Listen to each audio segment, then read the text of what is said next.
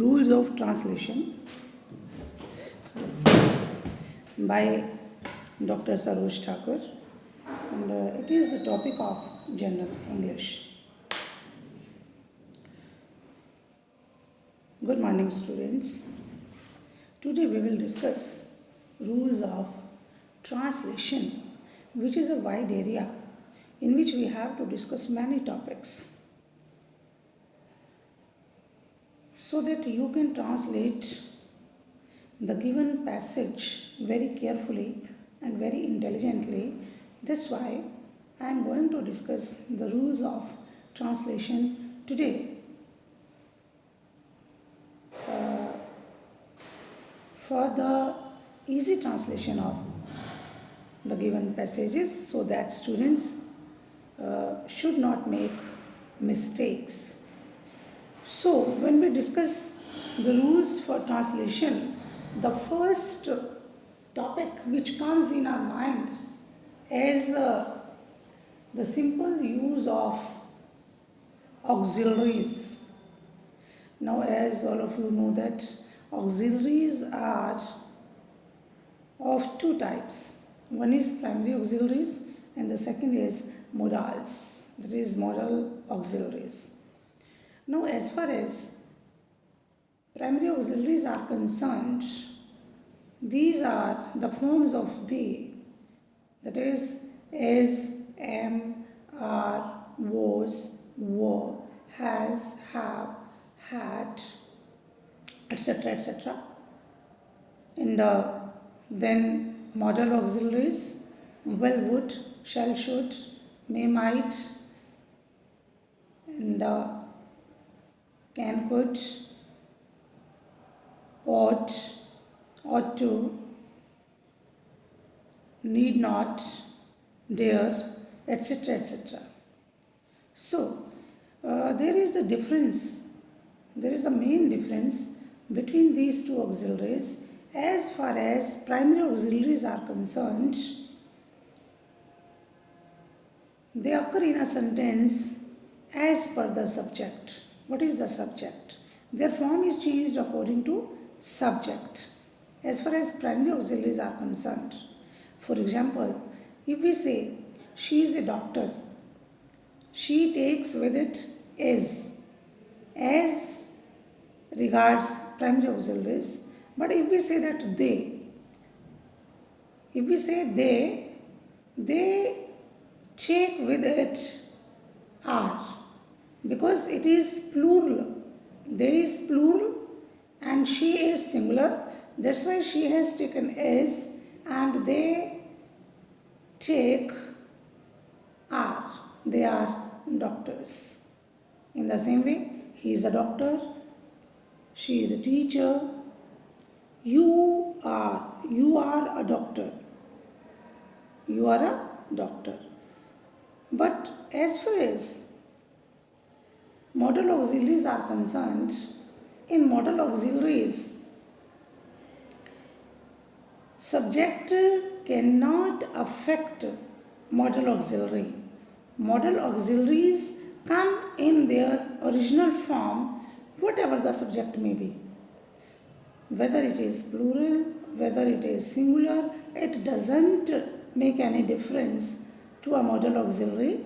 For example, well, she will come today, he will come today, I'll come today.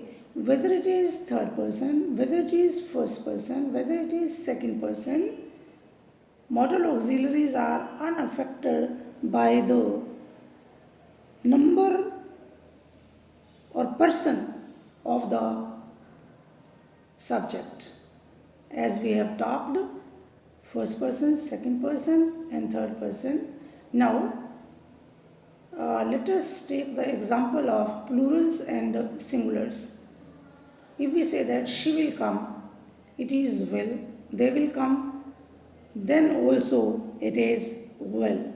So, first thing which we have to understand for the rules of grammar is the use of primary auxiliaries and modal auxiliaries.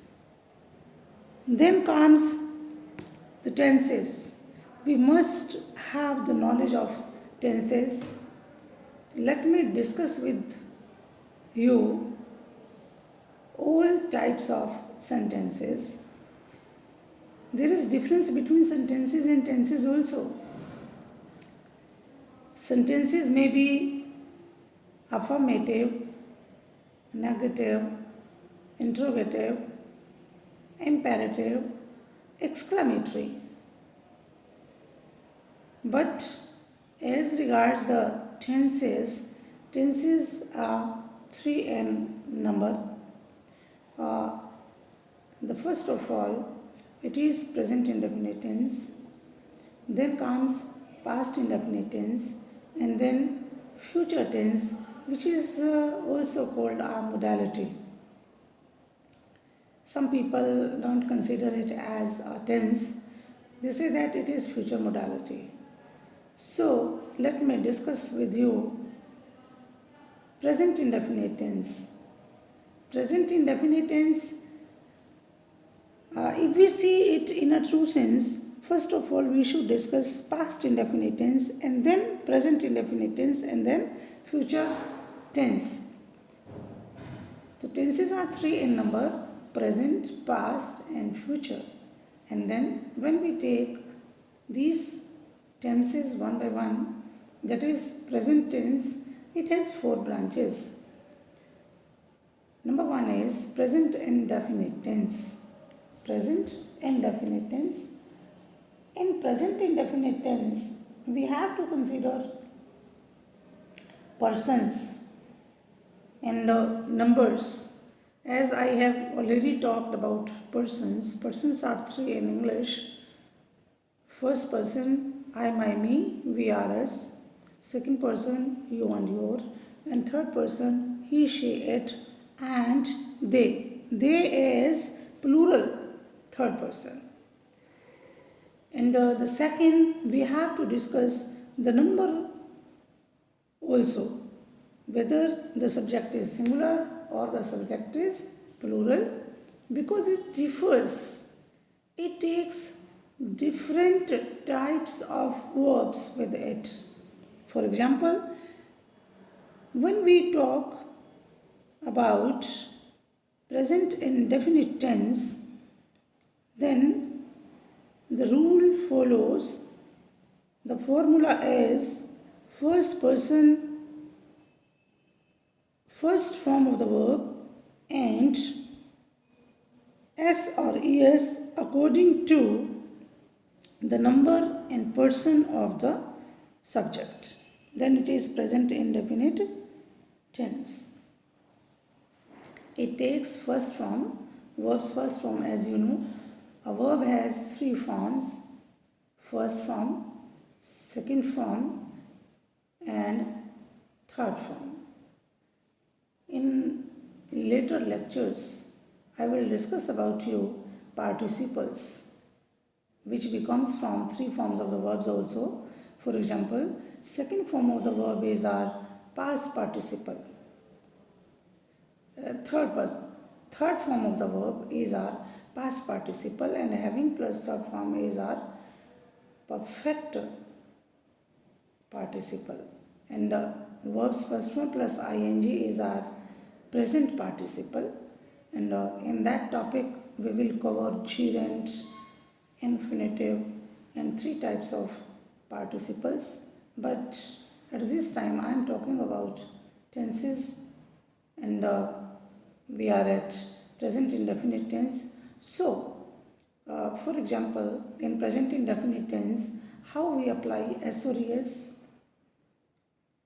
with the verb. So, let me discuss. Let me tell you. For example, she goes to college. She goes to college. But if I say I go to college, not I goes to college. They go to college, you go to college, but she goes to college, he goes to college, Ravi goes to college, Sheila goes to college. Now, what is the funda? The funda is that when we use first person, as I have said, I go to college. With first person, if our subject is first person, then we don't use S or ES with our verbs form, with the form of the verb. That's why it has been and it is, I go. Then if the subject is plural, then also we won't use S or ES with the form of the verb. For example, they go to college. In the same way, if our subject is second person, for example, you, then also we don't use S or S with the first form of the verb. For example, you go to college. But on the contrary, if our subject is third person and singular also, both the things are there at one time. If it is third person also and if it is singular also, then the first form of the verb takes with it S or ES. For example, she goes to college, he goes to college, it goes like this. So in this way, I have told you how to use present indefinite tense. Now the next question comes, where to use present indefinite tense? So I'll tell you 2 or 3 points where to use. Then you can go through the rules of the uses of the present indefinite tense from your textbook and textbook of grammar. For example, present indefinite tense is used to show a habitual act. For example, I go for a walk daily. They go for a walk daily. She goes for a walk daily. To show a habit, we have to use and we will use present indefinite tense. For example, I reach at college at 9 o'clock daily. In the same way, the second point is we use present indefinite tense to show the universal facts. For example, the sun rises in the east. It always rises in the east. It cannot change. The sun sets in the west. The sun sets in the west. And in the same way, the earth revolves around the sun. All these are universal facts. One another example is the earth is round. It is not flat. The earth is round. So we have to use present tense. And then we come to factual things. For example, 2 and 2 make 4. 2 and 2 make 4. Do or do, 4. And then the second branch of present tense is present continuous tense. In present continuous tense, the action is still going on when the speaker is speaking. And formula for it is MR plus verbs first form plus ing. Or we can say that is MR plus ing form. That is present continuous tense. For example, she is reading a lesson. The teacher is teaching in the class. The students are making a noise. They are playing in the ground. That means the action is still going on when the speaker says this thing. When he is speaking, the action is continuing till the time of speaking. And it is used to show the continued action. And the third branch is present perfect tense. In present perfect tense, the formula is has plus verbs, third, has have plus verbs, third form. Again comes the question of subject. If subject is singular, then we will use has plus third form. But if the subject is plural, then we will use have plus verbs third form. For example, she has just come to college. She has just come to college. It means action अभी अभी हुआ है, अभी अभी हो चुका है action. उस चीज़ को शो करने के लिए we use present perfect tense. For example, she had just reached the college. With she we will use has, but if it is plural, if the subject is plural, for example they, then we will use have. They have just reached the college. I have just run to my friend. I have just run to my friend. I have just finished my meal, or I have just completed my lesson. So in present perfect tense, the action is just completed. The task is just completed. And then comes present perfect continuous tense. In this tense, the formula is has been plus verbs first form plus ing and for and since. Here comes another point, and that point is regarding since and for. Since and for. We use since for the point of time.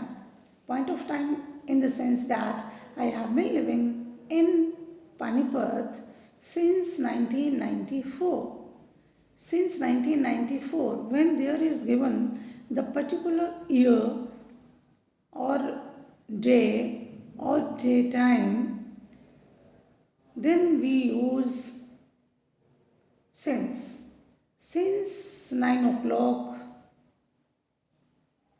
since morning, since afternoon, since noon, since evening, since 1960, then since January, the name of any month, since Monday.